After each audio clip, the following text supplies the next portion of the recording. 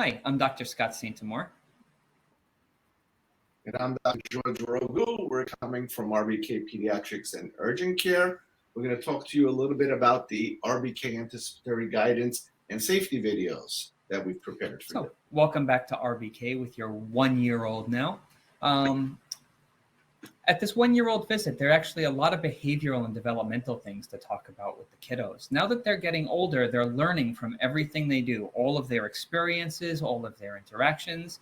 And it's important that we react to how they react and how they respond to everything, and in a way that helps encourage and teach them the ways we want them to go about doing things. So, firstly, routine kids are very routine oriented. They like doing the same things the same way, the same time every day. They like being able to anticipate things. So keeping the same routines that we've already developed with the kids, but modifying them for an older age is a good idea. Things like getting the kiddos to sleep at night, keeping a good bedtime routine. They recognize the routine and start falling asleep in the middle of it. Makes things a whole lot easier.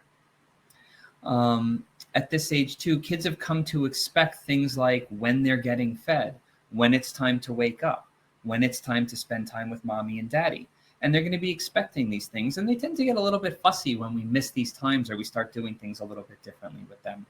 So please continue talking with your kiddos, telling them about your day, singing with them, learning letters, numbers, telling them what objects are, giving them things to play around with, to hold, working on the fine motor control, helping them pick small things up from the ground.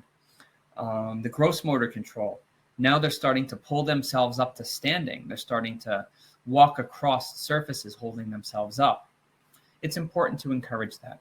If you see that they want something, if they want to go somewhere, don't bring them to it. Don't go get it for them. Let them go get it on their own. The motivation to walk, to move, to do all of these difficult things, it has to come from the kids themselves. And when they get frustrated, that's what encourages them and motivates them to try new things. And that's what's going to get them going. Some of the other things that we talk about with the kiddos at this age is behavioral modification. One of the best ways to modify a kiddo's behavior we find is the timeout system. Whenever your kiddo does something that you don't want them to do, whether they hit somebody, whether they threw something, whatever it is, the timeout works because it takes attention away from the kiddo. So you pick them up right away, you put them right down in the corner, and you very simply say to them, no, we don't throw things, we don't hit people. And you just keep them in the little high chair in the corner there for 10, 15 minutes. And after repetition, the kiddos will learn that if they don't want to go into timeout, they won't do those behaviors. Safety is always a huge issue here as well. Remember, the kiddos pick everything up, they put everything into their mouths, make sure the small stuff is up off the ground when they're playing, and that any food or pieces of things that you're giving them to eat are small enough for them to put in their mouths and swallow safely. Now, speaking of putting it into your mouth, what about feeding your child? Remains with the weight by far the most important thing we talk about at this age. At 1 year old, life actually becomes a whole lot easier for us. We transition the kids off of the breast milk and the formula and onto regular cow's milk. Now, regular cow's milk is way less calorically dense than the formula and the breast milk is, which means if we wanted to try and get the kiddos the same amount of nutrition from both, they'd have to drink way more of that cow's milk. That's impractical. And that's why now we think that we change where we're thinking about the kids are getting their calories from. Now they're getting their main nutrition from the real food. The milk in this case is really just for the calcium, the phosphorus, and some of the specific milk proteins. So with all of this in mind, we can transition the kids over to a real person, 3-meal-a-day type of schedule with just a tiny snack between breakfast and lunch and a tiny snack between lunch and dinner. At the same time, there are no more restrictions on what the kiddos can eat. So anything that you were going to make for the whole family or for yourself, that's what you make for the kiddos. You stick it on their little plate, and that's their meal. For the milk, we recommend during the meals. At this age, they should be getting good at using that sippy cup. So you take the sippy cup and you fill it nice and tall with that milk, And that's what they get with their meals. They can drink as much of it or as little of it as they want during the meals. The rest of the day, if they're thirsty, give them little bits of water. Water has 0 calories and is great for hydration, but it won't fill them up for the real meals that you're going to be giving them. The little snacks that you give them, one between breakfast and lunch and one between lunch and dinner, little nothing snacks, like a little 1-year-old handful size of Cheerios or celery or carrots. Again, something that's not going to fill them up for the real meal, but something that's going to tide them over. But you have to be careful that you're not giving chunks of carrots or chunks of celery mashed up and, like a paste, because they will choke on those chunks of carrots. So it has to be a Exactly. paste Always of safety carrots. first. At the same time, though, we Yeah. can actually start teaching the kids how not to be picky eaters as well. Remember, the only way kids know what to expect and what's normal is how we react to them and how we treat them.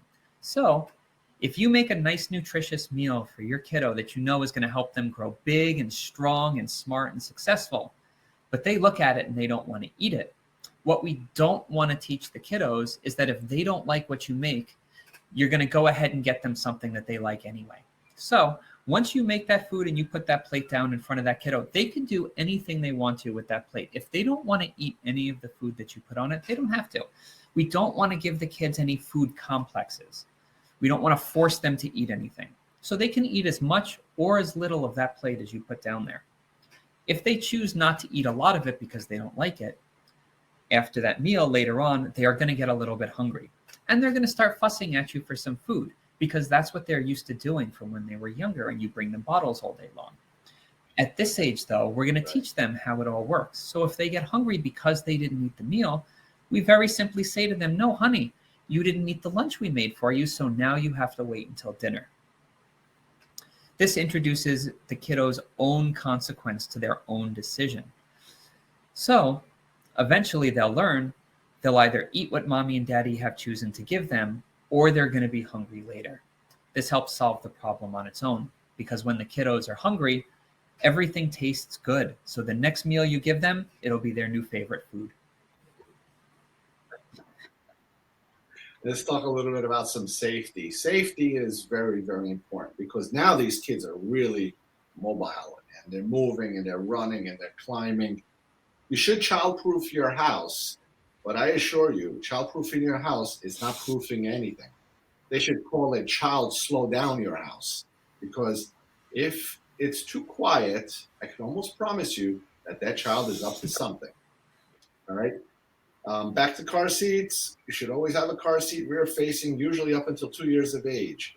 Lock away any poisons, medications, cleaning supplies that you may have, because they're nice colors and kids are attracted to them. Keep small objects, plastic bags away, because they're the children like to get a hold of these things, and they can suffocate. Put gates at the top and at the bottom of the stairs, because the safety guards are important to keep them from falling down the stairs or out a window.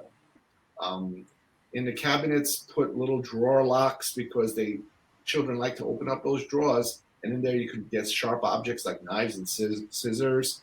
And always leave, if you're going to leave the child under a babysitter, it always should be a mature adult.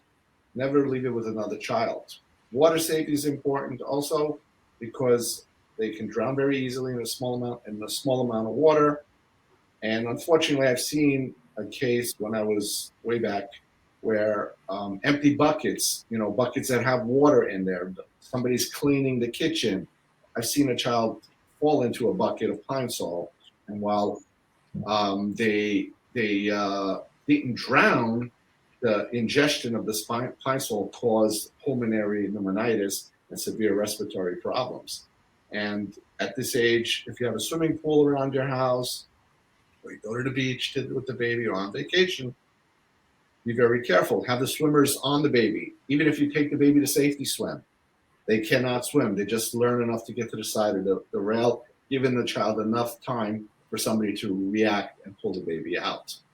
So poison control number, 1-800-222-1222. is the poison control. If the baby gets a hold of any kind of medication or poison, just call up and they will tell you whether it's a problem, whether you need to go to the emergency room, or whether you need to do something.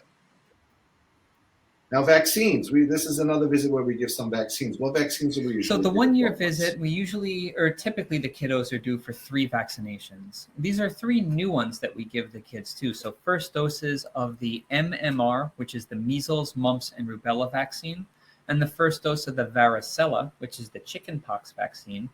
We also give the kiddos their first dose of the hepatitis A vaccine at this age.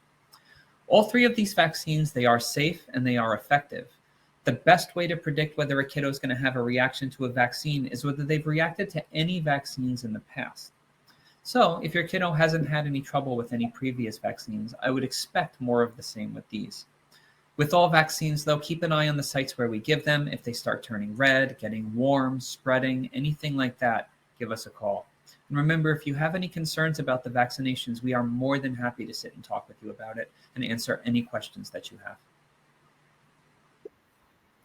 Now, measles, mumps, rubella, the MMR. What's the problem with measles? Measles, I can say I am a measles expert because I, as an intern, had the measles while working in the emergency room. And I think I created an epidemic in New Jersey back in the early 90s. The children are miserable, as I was miserable. High fevers of 105, a significant rash. It can cause pneumonia, it's dehydration. The children with measles are very, very, very sickly. Fortunately, because of the vaccine, you don't see it anymore. Mumps, you can see the second picture where they get a big swelling of the neck called parotitis. Not a good thing. Rubella is another type of viral illness which we don't see, can cause problems with the baby. And the chickenpox is the last picture, where they get all these sores and lesions on the body that get secondarily infected and could cause significant problems, can also cause neurological problems. The end result of these children, these childhood illnesses, were in the past hospitalization and critical care medicine, but now with the vaccines, it disappears. Now, tell us a little bit about the MMR and the urban legend of developmental disorders and so forth. Yeah, Do you know anything about that, Scott? a common belief is that the vaccines are associated with potentially causing autism in the kiddos. The very first study that was published looking at this, way back in the late 90s, I think it was, that first reported a potential link between these vaccines and autism. It was found that that study was using falsified information, and the doctor that wrote it actually lost his medical license. Since that time, we are talking about children and vaccines here. So of course we studied this like crazy. We have to make sure that we're not hurting these kiddos. Since that time, we do not have a single study which has been able to show an association between any developmental delays in kiddos and vaccinations. So as far as we can tell, using all of our modern medical technology and our modern medical techniques, these vaccines are safe and effective and do not appear to cause any sort of long-term negative issues with the kiddos. Yeah, I've seen plenty of cases of autistic children that did not have the MMR vaccine, yet they still had autism. And I've seen children that had the MMR vaccine and they had autism. So there is no cause and effect in this. It's been disproven. Unfortunately, we still don't know what does cause autism and other developmental delays, but we do know that it is not vaccines that do it. That has been studied like crazy for good reason. Correct. So thank you guys again for spending some more time with us. Hopefully you learned something from us, and hopefully we answered some of your questions. We're really looking forward to seeing you when you come in for your appointment. And please don't hesitate to ask us anything you need to when you're here when you see us. On behalf of RBK Pediatrics, I'm Dr. Scott St. Amour. And I'm Dr. George Rogu. Thank you very much.